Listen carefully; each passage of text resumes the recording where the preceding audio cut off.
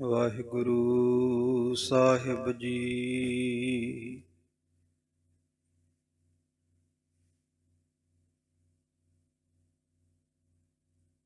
ਗੁਰੂ ਨਾਨਕ ਪਾਦ ਪੰਕਜ ਬੰਦਨ, ਪਾਦ ਪੰਕਜ ਬੰਦਨ।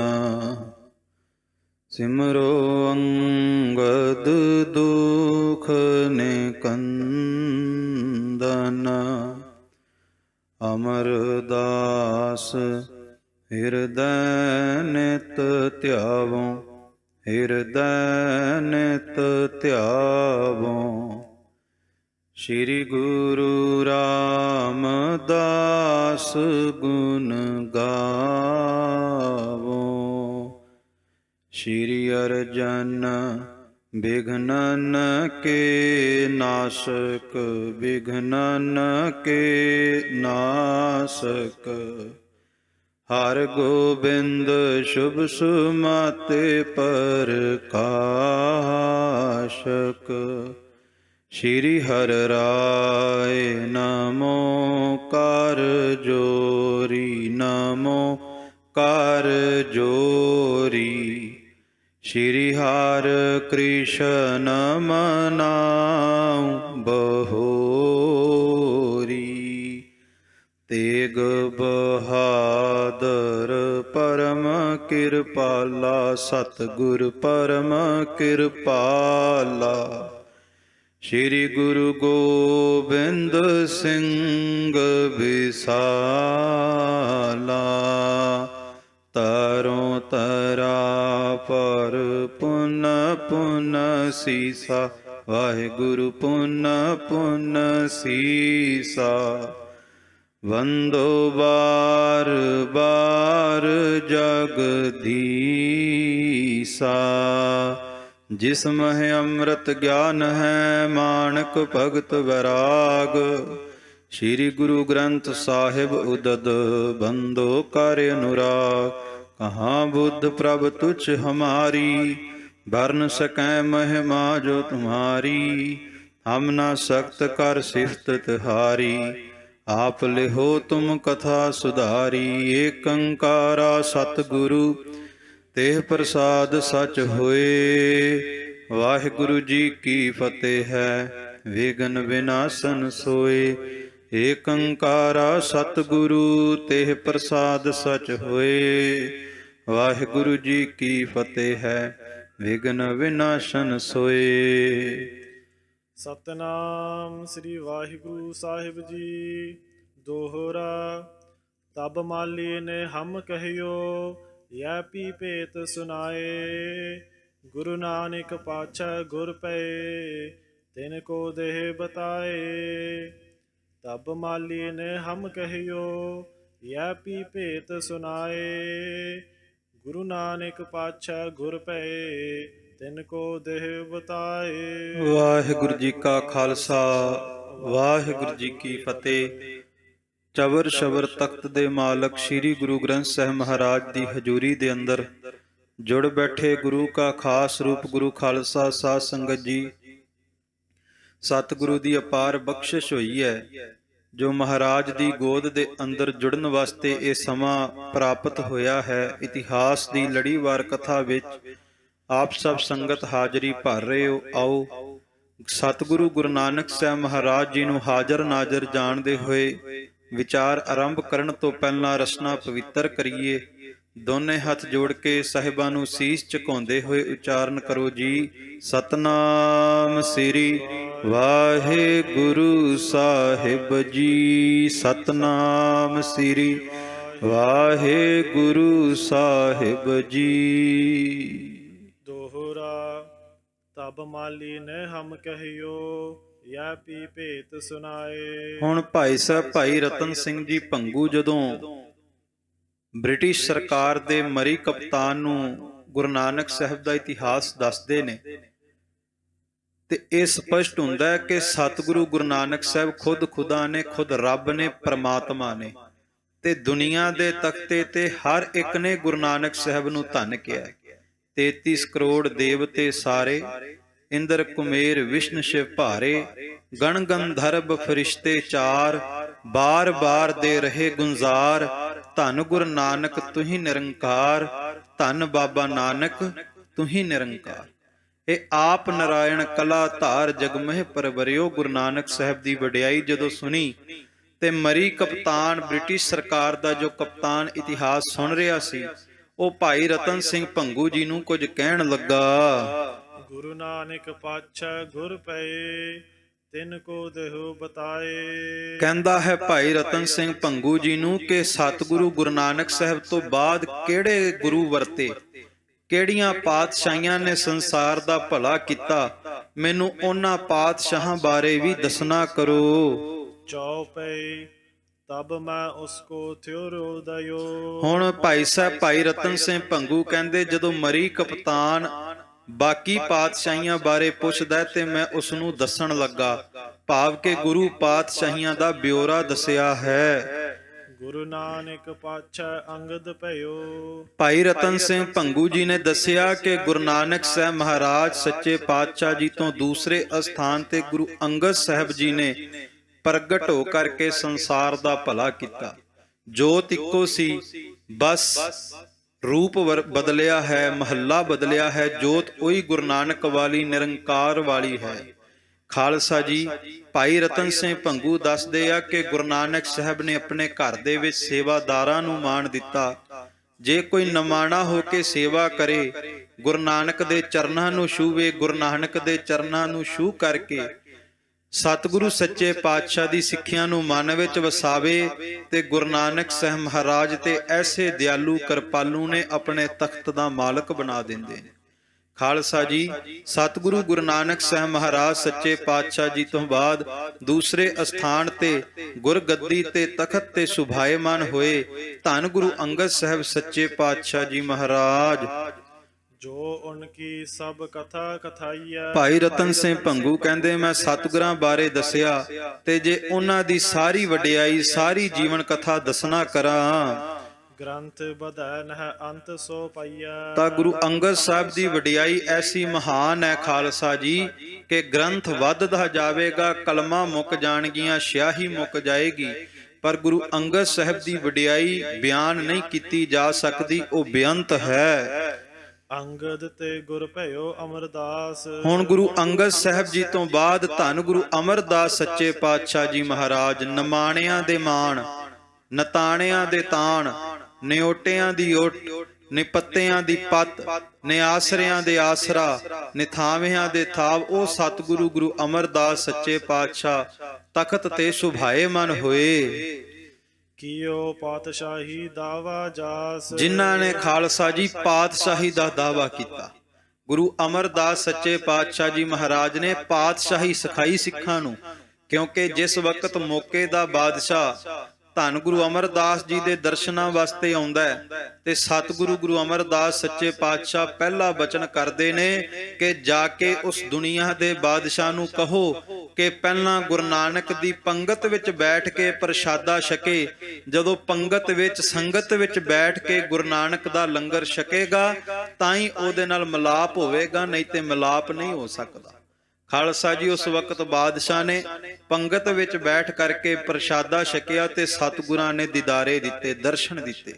ਸੋ ਸਤਿਗੁਰੂ ਗੁਰੂ ਅਮਰਦਾਸ ਜੀ ਤਖਤ ਤੇ ਸੁਭਾਏਮਾਨ ਹੋਏ, ਜਿਨ੍ਹਾਂ ਨੇ ਪਾਤਸ਼ਾਹੀਆਂ ਦਾ ਦਾਅਵਾ ਕੀਤਾ ਹੈ। 22 ਸੂਬੇ ਜਿਨੇ ਨਿਵਾਏ। ਜਿਨ੍ਹਾਂ ਨੂੰ 22 ਸੂਬਿਆਂ ਨੇ ਨਿਭ ਕੇ ਆਦਰ ਸਤਕਾਰ ਦਿੱਤਾ। ਪਾਤਸ਼ਾਹੀ ਦਾਵੈ ਜਤਨ ਜਤਾਏ। ਔਰ ਸਤਿਗੁਰੂ ਗੁਰੂ ਅਮਰਦਾਸ ਸੱਚੇ ਪਾਤਸ਼ਾਹ ਜੀ ਐਸੇ ਮਹਾਬਲੀ, ਐਸੇ ਪ੍ਰਤਾਪੀ ਸਤਿਗੁਰੂ ਨੇ ਕਿ ਸਾਰੇ ਬਾਦਸ਼ਾਹ, ਦੁਨੀਆ ਦੇ ਰਾਜੇ ਮਹਾਰਾਜੇ ਵੀ ਉਹਨਾਂ ਦੇ ਚਰਨਾਂ ਤੇ ਆ ਕੇ ਝੁਕਦੇ ਨੇ। ਇਹ ਗੁਰੂ ਦੀ ਜੋਤ ਹੈ। ਇਸੇ ਕਰਕੇ ਜਾਪ ਸਾਹਿਬ ਵਿੱਚ ਪੜ੍ਹਦੇ ਤ੍ਰਿਭਵਨ ਮਹੀਪ, ਸੁਰ ਨਰ ਅਸੁਰ, ਨੇਤ ਨੇਤ ਬਨ ਤ੍ਰਿਣ ਕਹਿਤ। ਗੁਰੂ ਕਿਆ ਸਿੱਖਾ, ਇਸ ਸਤਿਗੁਰੂ ਨੂੰ ਕੇਵਲ ਤੂੰ ਨਮਸਕਾਰ ਨਹੀਂ ਕਰ ਰਿਹਾ, ਬਲਕਿ ਤਿੰਨਾਂ ਲੋਕਾਂ ਦੇ ਰਾਜੇ ਮਹਾਰਾਜੇ ਉਹ ਵੀ ਆ ਕਰਕੇ ਸਤਿਗੁਰੂ ਦੇ ਚਰਨ ਪਰਸਦੇ ਨੇ ਤੇ ਸਤਿਗੁਰੂ ਦੀ ਬਖਸ਼ਿਸ਼ ਦੇ ਪਾਤਰ ਬਣਦੇ ਨੇ। ਪੁਨ ਰਾਮਦਾਸ ਪੂਰਨ ਮਤ ਠਈ। ਹੁਣ ਧੰਨ ਗੁਰੂ ਅਮਰਦਾਸ ਜੀ ਤੋਂ ਬਾਅਦ ਗੁਰੂ ਨਾਨਕ ਸਾਹਿਬ ਦੇ ਨਿਰੰਕਾਰੀ ਤਖਤ ਦੇ ਉੱਤੇ ਸੋਢੀ ਸੁਲਤਾਨ ਗਰੀਬ ਨਿਵਾਜ ਸਤਿਗੁਰੂ ਧੰਨ ਧੰਨ ਰਾਮਦਾਸ ਗੁਰ ਜਿਨ ਸਿਰਿਆ ਤਿਨੈ ਸਵਾਰਿਆ, ਉਹ ਦੀਨ ਦਿਆਲ ਸਤਿਗੁਰੂ ਗੁਰੂ ਰਾਮਦਾਸ ਜੀ ਮਹਾਰਾਜ ਤਖਤ ਤੇ ਸੁਭਾਏਮਾਨ ਹੋਏ। ਤਬ ਤੇ ਫਿਰ ਕਰ ਸੋਢੀਨ ਰਹੀ। ਹੁਣ ਗੁਰੂ ਰਾਮਦਾਸ ਜੀ ਤੋਂ ਬਾਅਦ ਗੁਰੂ ਨਾਨਕ ਸਾਹਿਬ ਮਹਾਰਾਜ ਜੀ ਦਾ ਨਿਰੰਕਾਰੀ ਤਖਤ ਗੁਰਗੱਦੀ ਸੋਢੀਆਂ ਦੇ ਘਰ ਵਿੱਚ ਰਹੀ। ਭਾਵ ਸਤਿਗੁਰੂ ਗੁਰੂ ਰਾਮਦਾਸ ਜੀ ਸੋਢੀ ਕੁਲ ਦੇ ਵਿੱਚੋਂ ਤਾਲੁਕਾਤ ਰੱਖਦੇ। ਇਸੇ ਕਰਕੇ ਬਚਨ ਆਉਂਦਾ, ਸੋਢੀ ਸ੍ਰਿਸ਼ਟ ਸਕਲ ਤਾਰਨ ਕਉ, ਅਬ ਗੁਰੂ ਰਾਮਦਾਸ ਕਉ ਮਿਲੀ ਵਡਾਈ। ਖਾਲਸਾ ਜੀ ਕੇਵਲ ਸੋਢੀ ਨਹੀਂ ਤਾਰੇ, ਗੁਰੂ ਰਾਮਦਾਸ ਸੱਚੇ ਪਾਤਸ਼ਾਹ ਜੀ ਮਹਾਰਾਜ ਨੇ ਤੇ ਕੁੱਲ ਕਾਇਨਾਤ ਨੂੰ ਤਾਰ ਦਿੱਤਾ।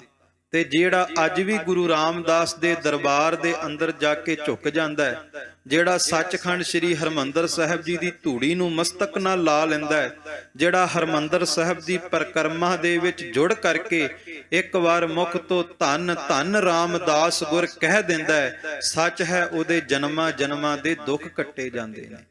ਭਾਈ ਸਾਹਿਬ ਭਾਈ ਨੰਦ ਲਾਲ ਸਾਹਿਬ ਕਹਿੰਦੇ, ਗੁਰੂ ਰਾਮਦਾਸ ਦੇ ਘਰ ਦੀ ਐਸੀ ਮਹਾਨ ਵਡਿਆਈ ਹੈ ਕਿ ਸੱਚਖੰਡ ਸ੍ਰੀ ਹਰਮੰਦਰ ਸਾਹਿਬ ਦੀ ਧੂੜੀ ਦਾ ਮੁਕਾਬਲਾ ਖਾਲਸਾ ਜੀ ਦੁਨੀਆ ਦਾ ਸੋਨਾ ਵੀ ਨਹੀਂ ਕਰ ਸਕਦਾ।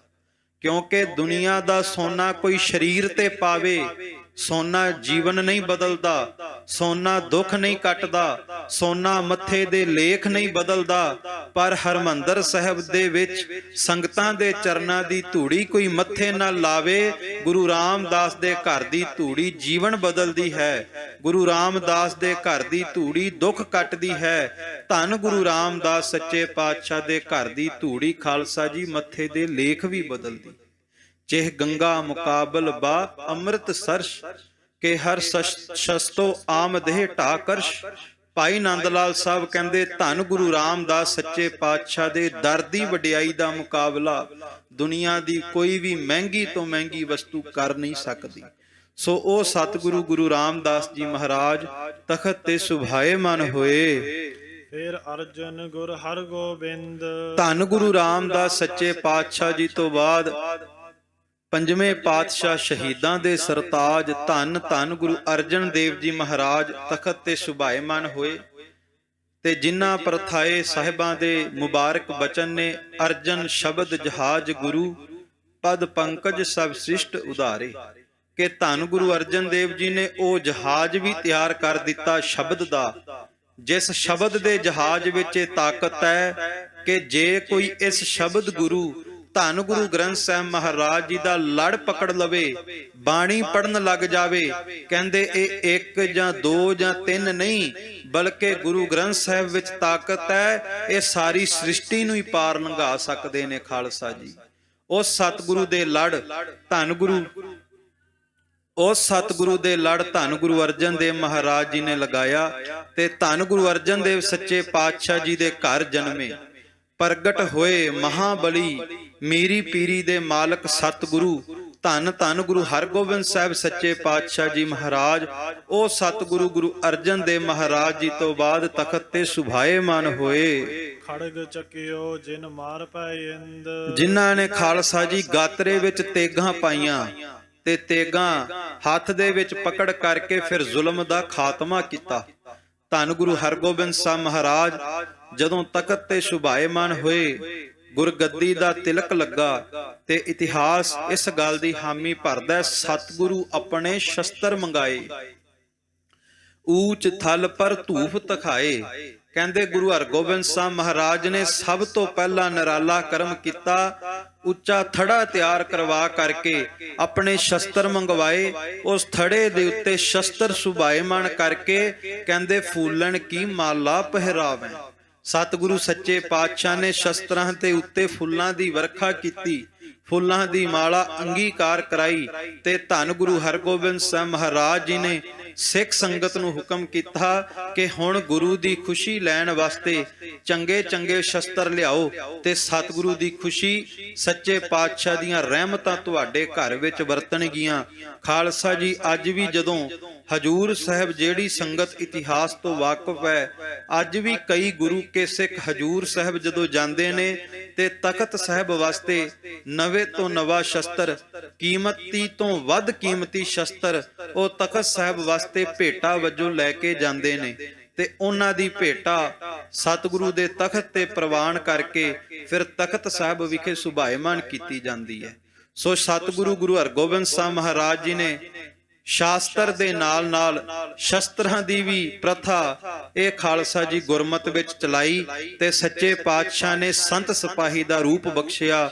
ਉਸ ਧੰਨ ਗੁਰੂ ਹਰਗੋਬਿੰਦ ਸਾਹਿਬ ਮਹਾਰਾਜ ਨੇ ਮੀਰੀ ਪੀਰੀ ਦੀਆਂ 2 ਤੇਗਾਂ ਉਹ ਆਪਣੇ ਗਾਤਰੇ ਦੇ ਵਿੱਚ ਪਾਈਆਂ। ਮੇਰੀ ਭੀਰੀ ਦਉ ਦਿਖਾਏ। ਔਰ ਮੀਰੀ ਪੀਰੀ ਦੀਆਂ ਤੇਗਾਂ ਦਾ ਇੱਕ ਬਹੁਤ ਵੱਡਾ ਮਹੱਤਵਪੂਰਨ ਸਿੱਖਿਆ ਉਹਨਾਂ ਵਿੱਚੋਂ ਦਿੱਤੀ ਖਾਲਸਾ ਜੀ ਕਿ ਸੰਸਾਰ ਦੇ ਵਿੱਚ ਸਿੱਖ ਦੇ ਕੋਲ ਮੀਰੀ ਵੀ ਹੋਣੀ ਚਾਹੀਦੀ ਹੈ ਤੇ ਸੰਸਾਰ ਦੇ ਵਿੱਚ ਸਿੱਖ ਦੇ ਕੋਲ ਪੀਰੀ ਵੀ ਹੋਣੀ ਚਾਹੀਦੀ ਹੈ, ਕਿਉਂਕਿ ਰਾਜ ਬਿਨਾ ਨਹਿ ਧਰਮ ਚਲੇ ਹੈ, ਧਰਮ ਬਿਨਾ ਸਭ ਦਲੇ ਮਲੇ ਹੈ। ਜੇ ਮੀਰੀ ਨਾ ਹੋਵੇ ਤੇ ਸੱਚ ਹੈ ਪੀਰੀ ਦੀ ਰਾਖੀ ਨਹੀਂ ਹੋ ਸਕਦੀ। ਜੇ ਸ਼ਾਸਤਰ ਦੇ ਕੋਲ ਸ਼ਸਤਰ ਨਾ ਹੋਵੇ ਤੇ ਸ਼ਾਸਤਰ ਦੀ ਰਾਖੀ ਨਹੀਂ ਹੋ ਸਕਦੀ। ਅੱਜ ਵੀ ਜਦੋਂ ਗੁਰੂ ਗ੍ਰੰਥ ਸਾਹਿਬ ਨੂੰ ਨਮਸਕਾਰ ਕਰਨ ਆਉਂਦੇ ਆ ਤੇ ਗੁਰੂ ਗ੍ਰੰਥ ਸਾਹਿਬ ਤੇ ਸਿੱਖ ਦੇ ਵਿਚਕਾਰ ਸ਼ਸਤਰਾਂ ਦਾ ਆਸਣ ਲੱਗਾ ਹੁੰਦਾ ਹੈ, ਸ਼ਸਤਰ ਸੁਭਾਇਮਾਨ ਨੇ। ਇਸ ਗੱਲ ਦੀ ਹਾਮੀ ਭਰਦੇ ਨੇ ਕਿ ਸਿੱਖਾ ਜੇ ਸ਼ਾਸਤਰ ਦੀ ਹਸਤੀ ਨੂੰ ਬੁਲੰਦ ਕਰਨਾ ਤੇ ਗਾਤਰੇ ਵਿੱਚ ਸ਼ਸਤਰ ਜ਼ਰੂਰ ਪਾਇਆ ਕਰੇ। ਸਾਹਿਬਾਂ ਦੇ ਬਚਨ ਨੇ, ਜਬ ਹਮਰੇ ਦਰਸ਼ਨ ਕੋ ਆਵੋ ਬਨ ਸੁਚੇਤ ਤਨ ਸ਼ਸਤਰ ਸਜਾਵੋ। ਜੇ ਮੇਰੇ ਦਰਸ਼ਨਾਂ ਵਾਸਤੇ ਆਉਣਾ ਤੇ ਸ਼ਸਤਰ ਧਾਰੀ ਹੋ ਕੇ ਆਈ, ਤੇ ਜਿਹੜਾ ਸ਼ਸਤਰ ਧਾਰੀ ਹੋ ਕੇ ਆਵੇਗਾ ਉਹਦੇ ਉੱਤੇ ਗੁਰੂ ਗੋਬਿੰਦ ਸਿੰਘ ਮਹਾਰਾਜ ਦੀ ਅਪਾਰ ਬਖਸ਼ਿਸ਼ ਹੋਵੇ। ਖਾਲਸਾ ਜੀ ਕਲਗੀਧਰ ਪਾਤਸ਼ਾਹ ਦੇ ਮੁਬਾਰਕ ਬਚਨ ਨੇ ਕਿ ਜਿਹੜਾ ਸਿੱਖ ਗਾਤਰੇ ਵਿੱਚ ਤੇਗ ਪਾ ਕੇ ਦਰਬਾਰ ਵਿੱਚ ਆਵੇਗਾ, ਕਿਰਪਾਨ ਪਾ ਕਰਕੇ ਆਵੇਗਾ, ਕਹਿੰਦੇ ਹੋ ਸਕਦਾ ਹੈ ਜਦੋਂ ਗਾਤਰੇ ਵਿੱਚ ਕਿਰਪਾਨ ਪਾ ਕੇ ਦਰਬਾਰ ਵਿੱਚ ਆਵੇ ਤੇ ਕੱਲਾ ਹੋਵੇ, ਪਰ ਜਦੋਂ ਦਰਬਾਰ ਵਿੱਚ ਮੱਥਾ ਟੇਕ ਕੇ ਬਾਹਰ ਜਾਵੇਗਾ, ਕਹਿੰਦੇ ਬਾਹਰ ਕੱਲਾ ਨਹੀਂ ਜਾਵੇਗਾ, ਗੁਰੂ ਗੋਬਿੰਦ ਸਿੰਘ ਵੀ ਉਸ ਸਿੱਖ ਦੇ ਨਾਲ ਹੀ ਚੱਲ ਪਵੇਗਾ। ਇੰਨਾ ਵੱਡਾ ਐਸਾ ਮਹਾਤਮ ਖਾਲਸਾ ਜੀ ਸ਼ਸਤਰਾਂ ਨੂੰ ਦਿੱਤਾ ਕਿ ਜਿਹੜਾ ਸਿੱਖ ਘਰ ਦੇ ਵਿੱਚ ਸ਼ਸਤਰ ਰੱਖਦਾ ਹੈ ਉਹ ਕੇਵਲ ਸ਼ਸਤਰ ਨਹੀਂ ਰੱਖਦਾ, ਗੁਰੂ ਗੋਬਿੰਦ ਸਿੰਘ ਦਾ ਪਹਿਰਾ ਲਗਵਾ ਲੈਂਦਾ। ਸੋ ਆਪਣੇ ਘਰਾਂ ਦੇ ਵਿੱਚ ਸ਼ਸਤਰਾਂ ਦਾ ਆਸਨ, ਸ਼ਸਤਰਾਂ ਦੇ ਨਾਲ ਪਿਆਰ, ਸ਼ਸਤਰਾਂ ਨਾਲ ਮੁਹੱਬਤ ਜ਼ਰੂਰ ਕਰਨੀ ਚਾਹੀਦੀ ਹੈ। ਇਹੋ ਪਾਠ ਗੁਰੂ ਹਰਗੋਬਿੰਦ ਸਾਹਿਬ ਨੇ ਸਿਖਾਇਆ। ਮੀਰੀ ਬਖਸ਼ੀ, ਮੀਰੀ ਤੋਂ ਭਾਵ ਸੱਤਾ, ਰਾਜਨੀਤੀ, ਪਾਵਰ, ਤੇ ਸੱਚੇ ਪਾਤਸ਼ਾਹ ਨੇ ਪੀਰੀ ਬਖਸ਼ੀ, ਪੀਰੀ ਤੋਂ ਭਾਵ ਸੱਤ, ਸੱਚ, ਧਰਮ। ਤੇਰੇ ਕੋਲ ਸੱਤਾ ਹੋਵੇ ਪਰ ਸੱਤਾ ਜ਼ੁਲਮ ਵਾਲੀ ਨਾ ਹੋਵੇ, ਸੱਤਾ ਧਰਮ ਵਾਲੀ ਹੋਵੇ, ਸੱਤ ਵਾਲੀ ਹੋਵੇ। ਸੱਚੇ ਪਾਤਸ਼ਾਹ ਨੇ ਇਹ ਸਿਧਾਂਤ ਗੁਰੂ ਕਿਆਂ ਸਿੱਖਾਂ ਨੂੰ ਬਖਸ਼ਿਆ ਹੈ। ਸ਼ਾਹ ਜਹਾਂ ਕੋ ਹਾਰ ਸੋ ਦਈ। ਕਹਿੰਦੇ ਗੁਰੂ ਹਰਗੋਬਿੰਦ ਸਾਹਿਬ ਮਹਾਰਾਜ ਐਸੇ ਮਹਾਬਲੀ ਨੇ ਜਿਨ੍ਹਾਂ ਸਾਹਮਣੇ ਮੌਕੇ ਦਾ ਬਾਦਸ਼ਾਹ ਸ਼ਾਹਜਹਾਂ ਵੀ ਹਾਰ ਗਿਆ। ਲੱਲਾ ਕੰਬਰ ਮਾਰੇ ਫੌਜਦਾਰ। ਤੇ ਮਹਾਰਾਜ ਦੇ ਜੰਗ ਦੇ ਵਿੱਚ ਜਿਹੜਾ ਲੱਲਾ ਬੇਗ ਆਪਣੇ ਆਪ ਨੂੰ ਬੜਾ ਵੱਡਾ ਸੂਰਮਾ ਖਵਾਉਂਦਾ ਸੀ, ਜਦੋਂ ਜੰਗ ਦੇ ਮੈਦਾਨ ਦੇ ਵਿੱਚ ਧੰਨ ਗੁਰੂ ਹਰਗੋਬਿੰਦ ਸਾਹਿਬ ਜੀ ਦੇ ਸਾਹਮਣੇ ਹੋਇਆ, ਸੱਚੇ ਪਾਤਸ਼ਾਹ ਜੀ ਨੇ ਲੱਲਾ ਬੇਗ ਨੂੰ ਵੀ ਹਾਰ ਦੀ ਧੂੜ ਚਟਾਈ। ਫਿਰ ਪਾਤਸ਼ਾਹ ਸੋ ਲਈ ਸਵਾਰ। ਤੇ ਕਹਿੰਦੇ ਜਿੰਨੇ ਵੀ ਬਾਦਸ਼ਾਹ ਸੀ ਉਹ ਸਤਿਗੁਰੂ ਗੁਰੂ ਹਰਗੋਬਿੰਦ ਸਾਹਿਬ ਸੱਚੇ ਪਾਤਸ਼ਾਹ ਦੇ ਪ੍ਰਤਾਪ ਦੇ ਸਾਹਮਣੇ ਝੁਕਦੇ ਹੀ ਰਹੇ। ਸੱਚੇ ਪਾਤਸ਼ਾਹ ਦੇ ਘਰ ਦੇ ਨਾਲ ਜਿੰਨੇ ਮੱਥਾ ਲਾਇਆ ਖਾਲਸਾ ਜੀ ਉਹ ਝੁਕਦਾ ਰਿਹਾ, ਕਿਉਂਕਿ ਧੰਨ ਗੁਰੂ ਹਰਗੋਬਿੰਦ ਸਾਹਿਬ ਜੀ ਨੇ ਕਿਰਪਾ ਕੀਤੀ ਸੱਚਖੰਡ ਸ੍ਰੀ ਹਰਿਮੰਦਰ ਸਾਹਿਬ ਦੇ ਸਾਹਮਣੇ ਅਕਾਲ ਪੁਰਖ ਵਾਹਿਗੁਰੂ ਦਾ ਨਰਾਲਾ ਤਖਤ ਅਕਾਲ ਬੁੰਗਾ ਸ੍ਰੀ ਅਕਾਲ ਤਖਤ ਸਾਹਿਬ ਦੀ ਸਥਾਪਨਾ ਕਰ ਦਿੱਤੀ। ਗੁਰ ਰਚਿਓ ਬੁੰਗਾ ਤਖਤ ਅਕਾਲ, ਅਕਾਲ ਦਾ ਤਖਤ ਅਕਾਲ ਤਖਤ ਸਾਹਿਬ ਦੀ ਰਚਨਾ ਕੀਤੀ। ਤੇ ਕਹਿੰਦੇ ਐਸਾ ਅਕਾਲੀ ਤਖਤ ਸਾਜਿਆ ਸੱਚੇ ਪਾਤਸ਼ਾਹ ਨੇ ਕਿ ਉਸ ਤਖਤ ਨੂੰ ਮੁਕਾਉਣ ਵਾਲੇ ਮੁੱਕਦੇ ਰਹੇ ਤੇ ਮੁੱਕ ਰਹੇ ਨੇ, ਪਰ ਉਸ ਅਕਾਲ ਤਖਤ ਦੀ ਸ਼ੋਭਾ ਦਿਨੋਂ ਦਿਨ ਵੱਧਦੀ ਜਾ ਰਹੀ ਹੈ। ਖਾਲਸਾ ਜੀ ਧੰਨ ਗੁਰੂ ਹਰਗੋਬਿੰਦ ਸਾਹਿਬ ਨੇ ਕਿਰਪਾ ਕੀਤੀ, ਗੁਰੂ ਕਿਆਂ ਸਿੱਖਾਂ ਨੂੰ ਸੰਤ ਸਿਪਾਹੀ ਰੂਪ ਬਖਸ਼ਿਆ। ਦੋਹਰਾ ਫਿਰ ਹਰ ਰਾਏ ਓ ਹਰ ਕ੍ਰਿਸ਼ਨ ਪਈ ਤੇ ਮੈਂ ਗੁਰਦੇਵ। ਹੁਣ ਧੰਨ ਗੁਰੂ ਹਰਗੋਬਿੰਦ ਸਾਹਿਬ ਸੱਚੇ ਪਾਤਸ਼ਾਹ ਜੀ ਤੋਂ ਬਾਅਦ ਧੰਨ ਧੰਨ ਸਤਿਗੁਰੂ ਗੁਰੂ ਹਰਿਰਾਏ ਸਾਹਿਬ ਜੀ ਮਹਾਰਾਜ ਤਖਤ ਤੇ ਸੁਭਾਇਮਾਨ ਹੋਏ। ਤੇ ਗੁਰੂ ਹਰਿਰਾਏ ਸਾਹਿਬ ਜੀ ਤੋਂ ਬਾਅਦ ਧੰਨ ਗੁਰੂ ਹਰਿਕ੍ਰਿਸ਼ਨ ਸਾਹਿਬ ਜੀ ਮਹਾਰਾਜ ਸ਼੍ਰੀ ਹਰਿਕ੍ਰਿਸ਼ਨ ਧਿਆਈਐ, ਜਿਸ ਡਿਠੈ ਸਭ ਦੁਖ ਜਾਏ, ਉਹ ਗੁਰਗੱਦੀ ਤੇ ਸੁਭਾਏ ਮਨ ਹੋਏ। ਇੱਛਾ ਪੂਰੈ ਸਿੱਖਨ ਕੀ, ਸਿੱਖ ਕਰੈ ਗੁਰ ਸੇਵ। ਔਰ ਕਹਿੰਦੇ ਐਸੇ ਮਹਾਨ ਬਲੀ ਸਤਿਗੁਰੂ ਗੁਰੂ ਹਰਿਕ੍ਰਿਸ਼ਨ ਸਾਹਿਬ ਨੇ, ਜਿਹੜੇ ਸਿੱਖਾਂ ਦੀਆਂ ਅਰਦਾਸਾਂ ਇੱਕ ਖਿਣ ਵੀ ਨਹੀਂ ਲਾਉਂਦੇ ਪੂਰੀ ਕਰਨ ਦੇ ਵਿੱਚ, ਭਾਵ ਦੇਰੀ ਨਹੀਂ ਲਾਉਂਦੇ। ਕੋਈ ਪਿਆਰ ਨਾਲ ਅਰਦਾਸ ਕਰਕੇ ਵੇਖੇ ਤੇ ਗੁਰੂ ਹਰਿਕ੍ਰਿਸ਼ਨ ਸਾਹਿਬ ਸੱਚੇ ਪਾਤਸ਼ਾਹ ਨਾਲ ਦੀ ਨਾਲ ਝੋਲੀ ਵਿੱਚ ਦਾਤ ਪਾ ਦਿੰਦੇ ਨੇ ਖਾਲਸਾ ਜੀ। ਤੇ ਕਹਿੰਦੇ ਗੁਰੂ ਕੇ ਸਿੱਖ ਅੱਜ ਵੀ ਜਾ ਕਰਕੇ ਗੁਰੂ ਹਰਿਕ੍ਰਿਸ਼ਨ ਸਾਹਿਬ ਮਹਾਰਾਜ ਦੇ ਚਰਨ ਪਰਸਦੇ, ਸੱਚੇ ਪਾਤਸ਼ਾਹ ਦੇ ਚਰਨਾਂ ਦੀ ਸੇਵਾ ਕਰਦੇ ਨੇ। ਦਾਸ ਦੇ ਨਿੱਜੀ ਅਨੁਭਵ ਨੇ, ਜਦੋਂ ਵੀ ਗੁਰਦੁਆਰਾ ਬੰਗਲਾ ਸਾਹਿਬ ਗੁਰੂ ਹਰਿਕ੍ਰਿਸ਼ਨ ਸਾਹਿਬ ਕਿਰਪਾ ਕਰਕੇ ਤਰਸ ਕਰਕੇ ਕਥਾ ਦੀ ਹਾਜ਼ਰੀ ਦਿੰਦੇ ਨੇ ਖਾਲਸਾ ਜੀ, ਤੇ ਕਥਾ ਤੋਂ ਬਾਅਦ ਪਤਾ ਹੀ ਨਹੀਂ ਕਿੰਨੇ ਕੇ ਸੱਜਣ ਆ ਕਰਕੇ, ਕਿੰਨੇ ਕੇ ਸ਼ਰੀਰ ਆ ਕੇ ਮਿਲਦੇ ਨੇ, ਜਿਹੜੇ ਇਹ ਗੱਲ ਕਹਿੰਦੇ ਨੇ ਕਿ ਬੜੀ ਵੱਡਾ ਰੋਗ ਲੱਗ ਗਿਆ ਸੀ, ਵੈਦਾਂ ਡਾਕਟਰਾਂ ਨੇ ਜਵਾਬ ਦੇ ਦਿੱਤਾ ਸੀ, ਪਰ ਗੁਰੂ ਹਰਿਕ੍ਰਿਸ਼ਨ ਸਾਹਿਬ ਦੇ ਘਰ ਦੇ ਵਿੱਚ ਆ ਕੇ ਅਰਦਾਸ ਕੀਤੀ ਤੇ ਮਹਾਰਾਜ ਜੀ ਨੇ ਕਿਰਪਾ ਕਰਕੇ ਸਾਰਾ ਦੁੱਖ ਹੀ ਕੱਟ ਦਿੱਤਾ, ਰੋਗ ਹੀ ਕੱਟ ਦਿੱਤਾ। ਖਾਲਸਾ ਜੀ ਇੱਕ ਮਹਾਂਪੁਰਸ਼ ਮਿਲੇ, ਕਹਿੰਦੇ ਬਿਮਾਰ ਹੋ ਗਏ, ਮਹਾਂਪੁਰਖਾਂ ਨੂੰ ਡਾਕਟਰ ਨੇ ਜਵਾਬ ਦੇ ਦਿੱਤਾ ਕਿਉਂਕਿ ਰਿਪੋਰਟਾਂ ਠੀਕ ਨਹੀਂ ਸਨ। ਕਹਿੰਦੇ ਮਨ ਵਿੱਚ ਆਇਆ ਕਿ ਚਲੋ ਸ਼ਾਮ ਹੈ, ਗੁਰੂ ਹਰਿਕ੍ਰਿਸ਼ਨ ਸਾਹਿਬ ਦੇ ਚਰਨਾਂ 'ਚ ਅਰਦਾਸ ਕਰੀਏ। ਜਾ ਕੇ ਅਰਦਾਸ ਕੀਤੀ ਗੁਰੂ ਹਰਿਕ੍ਰਿਸ਼ਨ ਸਾਹਿਬ ਦੇ ਚਰਨਾਂ 'ਚ, ਉੱਥੇ ਜਾ ਕਰਕੇ ਅੰਮ੍ਰਿਤ ਜਲ ਛਕਿਆ। ਕਹਿੰਦੇ ਸਰੀਰ ਨੂੰ ਇਸ ਤਰ੍ਹਾਂ ਮਹਿਸੂਸ ਹੋਇਆ ਕਿ ਪਹਿਲਾਂ ਨਾਲੋਂ ਕੁਝ ਠੀਕ ਹੈ। ਕਹਿੰਦੇ ਅਰਦਾਸ ਕਰਕੇ ਜਲ ਛਕ ਕੇ ਅਗਲੇ ਦਿਨ ਦੁਬਾਰਾ ਡਾਕਟਰ ਦੇ ਕੋਲ ਚੈੱਕਅਪ ਕਰਾਉਣ ਲਈ ਗਏ ਖਾਲਸਾ ਜੀ, ਤੇ ਡਾਕਟਰ ਕਹਿਣ ਲੱਗਾ ਮੈਨੂੰ ਇਹ ਦੱਸੋ ਕਿਸ ਮੁਰਸ਼ਦ ਦੇ ਕਿਸ ਪੀਰ ਦੇ ਅਸਥਾਨ ਤੇ ਜਾ ਕੇ ਅਰਦਾਸ ਕੀਤੀ ਹੈ, ਦੁਆ ਕੀਤੀ ਹੈ। ਕਹਿਣ ਲੱਗੇ ਕਿਉਂ? ਕਹਿਣ ਲੱਗੇ ਸਾਰੀਆਂ ਰਿਪੋਰਟਾਂ ਠੀਕ ਕਰ ਦਿੱਤੀਆਂ, ਤੁਹਾਡੇ ਪੀਰ ਨੇ, ਤੁਹਾਡੇ ਮੁਰਸ਼ਦ ਨੇ ਬਿਮਾਰੀ ਦਾ, ਰੋਗ ਦਾ 1% ਵੀ ਨਹੀਂ ਛੱਡਿਆ, ਸਾਰਾ ਰੋਗ ਹੀ ਕੱਟ ਦਿੱਤਾ ਹੈ। ਤਾਂ ਦੱਸਿਆ ਕਿ ਅਸੀਂ ਗੁਰੂ ਹਰਿਕ੍ਰਿਸ਼ਨ ਸਾਹਿਬ ਦੇ ਚਰਨਾਂ ਵਿੱਚ ਜਾ ਕੇ ਅਰਦਾਸ ਕੀਤੀ ਸੀ, ਇਸ ਕਰਕੇ ਸੱਚੇ ਪਾਤਸ਼ਾਹ ਨੇ ਤਰਸ ਕਰਕੇ ਦੁੱਖ ਕੱਟ ਦਿੱਤਾ। ਤੇ ਉਹ ਕਹਿੰਦੇ ਡਾਕਟਰ ਮੁਸਲਮਾਨ ਸੀ, ਉਹ ਕਹਿੰਦਾ ਮੈਨੂੰ ਇੱਕ ਗੱਲ ਦੱਸੋ, ਜਦੋਂ ਤੁਹਾਨੂੰ ਪਤਾ ਹੈ ਵੀ ਤੁਹਾਡੇ ਗੁਰੂ ਵਿੱਚ ਤਾਕਤ ਹੈ, ਸਰਬ ਰੋਗ ਕਾ ਔਖਦ ਨਾਮ, ਗੁਰੂ ਸਾਰੀਆਂ ਬਿਮਾਰੀਆਂ ਕੱਟ ਸਕਦਾ ਹੈ, ਜਦੋਂ ਤੁਹਾਨੂੰ ਪਤਾ ਹੈ ਵੀ ਤੁਹਾਡੇ ਗੁਰੂ ਵਿੱਚ ਤਾਕਤ ਹੈ, ਫਿਰ ਤੁਸੀਂ ਵੀ ਪਹਿਲਾਂ ਕਿਉਂ ਨਹੀਂ ਗੁਰੂ ਦਾ ਬੂਹਾ ਖੜਕਾਉਂਦੇ? ਤੁਸੀਂ ਵੀ ਗੁਰੂ ਦਾ ਬੂਹਾ ਉਦੋਂ ਖੜਕਾਉਂਦੇ ਹੋ ਜਦੋਂ ਸਾਰੇ ਬੂਹੇ ਬੰਦ ਹੋ ਜਾਂਦੇ ਨੇ। ਭਾਵ ਅਸੀਂ ਵੀ ਉਦੋਂ ਸਤਿਗੁਰੂ ਦੇ ਚਰਨਾਂ ਵਿੱਚ ਆਉਂਦੇ ਆ ਜਦੋਂ ਡਾਕਟਰ ਜਵਾਬ ਦੇ ਜਾਣ, ਜਦੋਂ ਸੰਸਾਰ ਦੇ ਰਸਤੇ ਖਤਮ ਹੋ ਜਾਣ। ਸੋ ਅਰਦਾਸ ਹਮੇਸ਼ਾ ਸਭ ਤੋਂ ਪਹਿਲਾਂ ਸਤਿਗੁਰੂ ਦੇ ਚਰਨਾਂ ਵਿੱਚ ਕਰਾਂਗੇ ਤੇ ਖਾਲਸਾ ਜੀ ਮਹਾਰਾਜ ਕਿਰਪਾ ਕਰਦੇ ਨੇ, ਕਲਾ ਵਰਤਾਉਂਦੇ ਨੇ।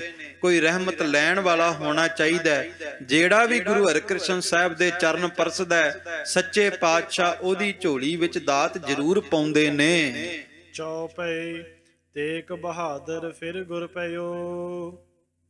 ਧੰਨ ਗੁਰੂ ਹਰਿਕ੍ਰਿਸ਼ਨ ਸਾਹਿਬ ਜੀ ਮਹਾਰਾਜ ਤੋਂ ਬਾਅਦ ਹੁਣ ਤੇਗ ਬਹਾਦਰ ਪੁੰਨ ਸਰੂਪਾ, ਸਤ ਸਰੂਪ ਅਖੰਡ ਅਜੈ, ਤੇਗ ਬਹਾਦਰ ਸਿਮਰਿਐ, ਘਰ ਨੌ ਨਿਤ ਆਵੈ, ਧਾਏ ਸਭ ਥਾਈ ਹੋਏ ਸਹਾਈ। ਉਹ ਸਤਿਗੁਰੂ ਗੁਰੂ ਤੇਗ ਬਹਾਦਰ ਜੀ ਮਹਾਰਾਜ ਤਖਤ ਤੇ ਸੁਭਾਏ ਮਨ ਹੋਏ। ਪਰ ਸਵਾਰਥ ਹਿਤ ਜਿਨ ਸਿਰ ਦਇਓ, ਜਿਨ੍ਹਾਂ ਨੇ ਪਰ ਸਵਾਰਥ ਭਾਵ ਕਿ ਦੂਸਰੇ ਦੇ ਭਲੇ ਵਾਸਤੇ ਧੰਨ ਗੁਰੂ ਤੇਗ ਬਹਾਦਰ ਜੀ ਨੇ ਸਿਰ ਧੜ ਦੀ ਬਾਜੀ ਲਾ ਕਰਕੇ ਦੂਸਰਿਆਂ ਦੇ ਧਰਮ ਦੀ ਪੱਤ ਰੱਖੀ ਹੈ। ਕਲ ਯੁਗ ਮੈਂ ਵੱਡ ਸਾਕਾ ਕੀਓ, ਜਿਨ੍ਹਾਂ ਨੇ ਕਲਯੁਗ ਦੇ ਅੰਦਰ ਖਾਲਸਾ ਜੀ ਧਰਮ ਦੀ ਪਰਿਭਾਸ਼ਾ ਦੱਸੀ ਕਿ ਧਰਮ ਦੂਸਰੇ ਨੂੰ ਨੀਵਾਂ ਨਹੀਂ ਵਿਖਾਉਂਦਾ, ਬਲਕਿ ਅਸਲੀ ਧਰਮ ਤੇ ਸਿੱਖਿਆ ਦਿੰਦਾ ਹੈ ਕਿ ਤੂੰ ਦੂਸਰੇ ਦੇ ਭਲੇ ਵਾਸਤੇ ਆਪਣਾ ਤਨ ਵੀ ਕੁਰਬਾਨ ਕਰ ਦੇ ਸੱਜਣਾ, ਤਾਂ ਜਾ ਕੇ ਤੂੰ ਅਸਲੀ ਧਰਮੀ ਬਣੇਗਾ। ਧੰਨ ਗੁਰੂ ਤੇਗ ਬਹਾਦਰ ਜੀ ਨੇ ਕਲਯੁਗ ਦੇ ਵਿੱਚ ਉਹ ਸਾਕਾ ਵਰਤਾਇਆ। ਤੇਗ ਬਹਾਦਰ ਸੀ ਕਰਿਆ ਕਰੀ ਨਾ ਕਿਨਹੂ ਆਨ, ਤੇਗ ਬਹਾਦਰ ਕੇ ਚਲਤ ਭਇਓ ਜਗਤ ਕੋ ਸੋਕ, ਹੈ ਸਭ ਜਗ ਭਇਓ, ਜੈ ਜੈ ਜੈ ਸੁਰਲੋਕ। ਉਹ ਸਾਕਾ ਵਰਤਾ ਕੇ ਵਿਖਾਇਆ ਜਿਹੜਾ ਸਦੀਆਂ ਤੱਕ ਸੰਸਾਰ ਦੇ ਲੋਕ ਚੇਤੇ ਰੱਖਣਗੇ। ਧਰਮ ਕਰਮ ਰਖ ਹਿੰਦੂਆਨ ਲਿਓ। ਜਿਨ੍ਹਾਂ ਨੇ ਸਨਾਤਨ ਮਤ ਦੇ ਕਰਮਾਂ ਨੂੰ ਰੱਖ ਲਿਆ, ਸਨਾਤਨ ਮਤ ਦੀ ਮਰਿਆਦਾ ਨੂੰ ਰੱਖ ਲਿਆ। ਸਤਿਗੁਰੂ ਦਾ ਤੇ ਸਤਿਗੁਰੂ ਦੇ ਘਰ ਦਾ ਕਿਸੇ ਧਰਮ ਨਾਲ ਵੈਰ ਵਿਰੋਧ ਨਹੀਂ। ਬਸ ਪਾਤਸ਼ਾਹ ਕਿਸੇ ਤੇ ਧੱਕਾ ਨਹੀਂ ਸਹਿੰਦੇ। ਜੇ ਧੱਕੇ ਨਾਲ ਜਨੇਊ ਪਾਇਆ ਜਾਂਦਾ ਹੈ ਤੇ ਗੁਰੂ ਨਾਨਕ ਸਾਹਿਬ ਵਿਰੋਧ ਕਰਦੇ ਆ, ਤੇ ਜੇ ਧੱਕੇ ਨਾਲ ਲਵਾਇਆ ਜਾਂਦਾ ਹੈ ਤਾਂ ਵੀ ਗੁਰੂ ਨਾਨਕ ਦੀ ਜੋਤ ਨੇ ਆਹ ਕਰਕੇ ਸਿਰ ਧੜ ਦੀ ਬਾਜੀ ਲਾਈ, ਪਰ ਖਾਲਸਾ ਜੀ ਧੱਕਾ ਨਹੀਂ ਹੋਣ ਦਿੱਤਾ। ਪੁੰਨ ਗੋਬਿੰਦ ਸਿੰਘ ਭਏ ਕਲ ਤਾਰੀ। ਹੁਣ ਧੰਨ ਗੁਰੂ ਤੇਗ ਬਹਾਦਰ ਜੀ ਦੇ ਲਖਤੇ ਜਿਗਰ ਧੰਨ ਗੁਰੂ ਗੋਬਿੰਦ ਸਿੰਘ ਮਹਾਰਾਜ ਕਲਗੀਧਰ ਪਾਤਸ਼ਾਹ ਉਹ ਤਖਤ ਤੇ ਸੁਭਾਏਮਾਨ ਹੋਏ। ਦੇ ਪਾਤਸ਼ਾਹੀ ਕੀਓ ਪੰਥ ਪਾਰੀ। ਜਿਨ੍ਹਾਂ ਨੇ ਖਾਲਸਿਆਂ ਨੂੰ ਸਿੱਖਾਂ ਨੂੰ ਪਾਤਸ਼ਾਹੀਆਂ ਦੇ ਕਰਕੇ ਇਨ ਗਰੀਬ ਸਿੱਖਣ ਕੋ ਦਊ ਪਾਤਸ਼ਾਹੀ, ਯਾਦ ਕਰੇ ਹਮਰੀ ਗੁਰਿਆਈ। ਜਿਨ੍ਹਾਂ ਨੇ ਪਾਤਸ਼ਾਹੀ ਦੇ ਕਰਕੇ ਪੰਥ ਨੂੰ ਬੜਾ ਭਾਰੀ ਕਰ ਦਿੱਤਾ। ਸਭ ਤੋਂ ਨਵੇਕਲੀ ਕੌਮ, ਸਭ ਤੋਂ ਨਵੇਕਲਾ ਪੰਥ ਹੈ ਖਾਲਸਾ ਪੰਥ। ਪਰ ਇਹ ਵੀ ਵੇਖਣ ਵਿੱਚ ਆਇਆ ਕਿ ਜਿੰਨੀ ਜਲਦੀ ਖਾਲਸੇ ਪੰਥ ਨੇ ਤਰੱਕੀ ਕਰਕੇ ਪੂਰੇ ਵਿਸ਼ਵ ਭਰ ਦੇ ਵਿੱਚ ਗੁਰੂ ਕੇ ਨਿਸ਼ਾਨ ਚਲਾਏ ਨੇ, ਇਹ ਹੋਰ ਕਿਸੇ ਦੇ ਹਿੱਸੇ ਨਹੀਂ ਆਇਆ। ਇਹ ਕਿਹਦੀ ਕਿਰਪਾ, ਕਿਹਦੀ ਰਹਿਮਤ ਹੈ? ਕਿਸੇ ਬੰਦੇ ਦੀ ਨਹੀਂ। ਇਹ ਰਹਿਮਤ ਗੁਰੂ ਕਲਗੀਆਂ ਵਾਲੇ ਦੀ, ਗੁਰੂ ਗੋਬਿੰਦ ਸਿੰਘ ਦੀ ਹੈ। ਜਿਮ ਦੀਪਕ ਤੇ ਦੀਪਕ ਜਾਗੈ। ਕਹਿੰਦੇ ਜਿਸ ਤਰ੍ਹਾਂ ਇੱਕ ਦੀਵਾ ਜਗਦਾ ਹੋਵੇ ਤੇ ਇੱਕ ਜਗਦੇ ਹੋਏ ਦੀਵੇ ਤੋਂ ਦੂਸਰਾ ਦੀਵਾ ਜਗਾਇਆ ਜਾਂਦਾ ਹੈ, ਤਿਉ ਗੁਰ ਤੇ ਗੁਰ ਹੋਤ ਪਈ ਆਗੈ। ਬਸ ਇਸੇ ਤਰ੍ਹਾਂ ਇੱਕ ਗੁਰੂ ਕੀ ਜੋਤ ਤੋਂ ਦੂਸਰੀ ਗੁਰੂ ਕੀ ਜੋਤ ਪ੍ਰਗਟ ਹੋ ਰਹੀ ਹੈ, ਪਰ ਜੋਤ ਉਹੀ ਹੈ, ਰੂਪ ਬਦਲ ਸਕਦਾ ਹੈ। ਭਾਵ ਕਿ ਕਿਸੇ ਨੇ ਤਨ ਦੇ ਉੱਤੇ ਵਸਤਰ ਬਦਲੇ ਹੋਣ, ਤਨ ਉਹੀ ਹੈ ਪਰ ਵਸਤਰ ਬਦਲੇ ਗਏ ਨੇ। ਜੋਤ ਉਹੀ ਦਰਗਾਹੀ ਹੈ, ਬਸ ਮਹੱਲਾ ਬਦਲਿਆ ਜਾ ਰਿਹਾ ਹੈ। ਦੋਹਰਾ ਸ੍ਰੀ ਸਤਿਗੁਰੂ ਜੋ ਦਸ ਪਏ, ਦੇ ਉਨਕੇ ਨਾਮ ਸੁਨਾਏ। ਭਾਈ ਰਤਨ ਸਿੰਘ ਭੰਗੂ ਕਹਿੰਦੇ ਮੈਂ 10 ਪਾਤਸ਼ਾਹੀਆਂ ਦੇ ਨਾਮ ਬ੍ਰਿਟਿਸ਼ ਸਰਕਾਰ ਦੇ ਮਰੀ ਕਪਤਾਨ ਨੂੰ ਦੱਸ ਦਿੱਤੇ। ਤਿਮ ਹੀ ਬੂਟੇ ਸ਼ਾਹ ਤੇ ਲਈ ਆਪਣੀ ਕਿਤਾਬ ਲਿਖਵਾਏ। ਹੁਣ ਕਹਿੰਦੇ ਜਦੋਂ ਮਰੀ ਕਪਤਾਨ ਨੇ ਵੇਖਿਆ ਕਿ ਜੋ ਬੂਟੇ ਸ਼ਾਹ ਨੇ ਲਿਖਿਆ ਸੀ ਉਹ ਵੱਖਰਾ ਸੀ, ਉਹਦੇ ਵਿੱਚ ਸੱਚ ਨਹੀਂ ਸੀ ਜਾਪਦਾ, ਪਰ ਜੋ ਭਾਈ ਰਤਨ ਸਿੰਘ ਭੰਗੂ ਜੀ ਨੇ ਦੱਸਿਆ ਉਹ ਬਿਲਕੁਲ ਸੱਚ ਹੈ। ਇਸ ਕਰਕੇ ਉਹ ਭਾਈ ਰਤਨ ਸਿੰਘ ਭੰਗੂ ਜੀ ਦੀਆਂ ਬਾਤਾਂ ਤੇ ਸਾਖੀਆਂ ਦੇ ਉੱਤੇ ਭਰੋਸਾ ਜਤਾਉਂਦਾ ਹੈ। ਦੋਹਰਾ ਤਬ ਮਾਲੀ ਨੇ ਫਿਰ ਕਹਿਓ, ਯਾ ਪੀ ਭੇਤ ਬਤਾਏ। ਹੁਣ ਮਰੀ ਕਪਤਾਨ ਭਾਈ ਰਤਨ ਸਿੰਘ ਭੰਗੂ ਨੂੰ ਕਹਿੰਦਾ ਮੈਨੂੰ ਇੱਕ ਹੋਰ ਗੱਲ ਦੱਸਣੀ ਕਰੋ। ਪਾਤਸ਼ਾਨ ਔਰ ਗੁਰਨ ਕੋ ਪਰਿਓ ਭੈਰ ਜਿਤ ਪਾਏ। ਕਿਸ ਤਰ੍ਹਾਂ ਦਿੱਲੀ ਦੇ ਬਾਦਸ਼ਾਹ ਦਾ ਤੇ ਗੁਰੂ ਪਾਤਸ਼ਾਹੀਆਂ ਦਾ ਵੈਰ ਵਿਰੋਧ ਵਧਿਆ, ਕਿਉਂਕਿ ਬਾਬੇ ਕੇ ਬਾਬਰ ਕੇ ਦਊ ਆਪ ਕਰੇ ਪਰਮੇਸ਼ਰ ਸਊ। ਇੱਕ ਪਾਸੇ ਬਾਬੇ ਕੇ ਆ, ਇੱਕ ਪਾਸੇ ਬਾਬਰ ਕੇ ਆ।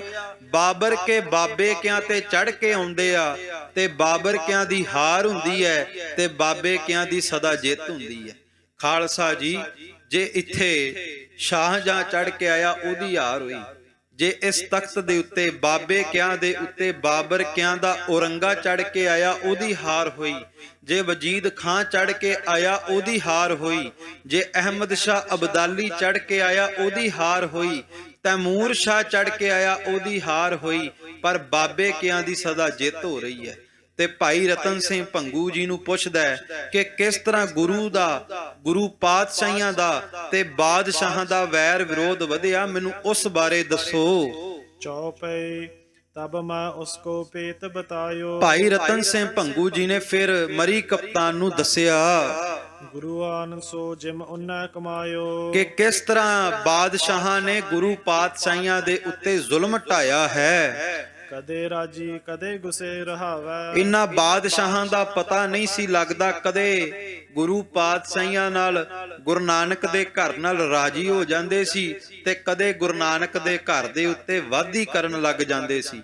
ਭਾਵ ਸਰਕਾਰਾਂ ਦਾ, ਮੰਤਰੀਆਂ ਦਾ, ਰਾਜਿਆਂ ਦਾ ਪਤਾ ਨਹੀਂ ਲੱਗਦਾ ਕਿੱਧਰ ਨੂੰ ਦਿਮਾਗ ਘੁੰਮ ਜਾਂਦਾ ਹੈ। ਸੋ ਟਲ ਜਾਤ ਨਹੀਂ ਸਿਰ ਆਵੇ। ਪਰ ਇੱਧਰ ਵੀ ਗੁਰੂ ਕੀ ਜੋਤ ਹੈ, ਉਹ ਭਾਵੇਂ ਨਹੀਂ ਟਲਦੇ, ਬਾਰ-ਬਾਰ ਜ਼ੁਲਮ ਕਰਦੇ ਆ, ਪਰ ਗੁਰੂ ਕੀ ਜੋਤ ਵੀ ਕਦੇ ਬੁਝਦੀ ਨਹੀਂ, ਸਦੇ ਪ੍ਰਕਾਸ਼ਮਾਨ ਰਹਿੰਦੀ ਹੈ। ਰਾਜ ਨੋ ਰੰਗੇ ਸਿਰ ਜਬ ਆਇਓ। ਹੁਣ ਭਾਈ ਰਤਨ ਸਿੰਘ ਭੰਗੂ ਦੱਸਦੇ ਕਿ ਜਦੋਂ ਦਿੱਲੀ ਦੇ ਤਖਤ ਦੇ ਉੱਤੇ ਔਰੰਗਜ਼ੇਬ ਬਾਦਸ਼ਾਹ ਬੈਠਾ, ਔਰੰਗਜ਼ੇਬ ਦਾ ਰਾਜ ਆਇਆ, ਵੱਡੋ ਪਾਪ ਉਸ ਕੈ ਦਿਲ ਪਾਇਓ। ਤਾਂ ਬੜਾ ਜ਼ੁਲਮੀ ਬਾਦਸ਼ਾਹ ਸੀ, ਬੜਾ ਉਹਨੇ ਪਾਪ ਦੁਨੀਆ ਦੇ ਉੱਤੇ ਕੀਤਾ, ਬੜਾ ਹੀ ਜ਼ੁਲਮ ਢਾਇਆ। ਇਤਨੋ ਰੰਗ ਉਤ ਤੇਗ ਬਹਾਦਰ। ਹੁਣ ਇੱਕ ਪਾਸੇ ਔਰੰਗਾ ਤੇ ਇੱਕ ਪਾਸੇ ਗੁਰੂ ਤੇਗ ਬਹਾਦਰ ਸੱਚੇ ਪਾਤਸ਼ਾਹ।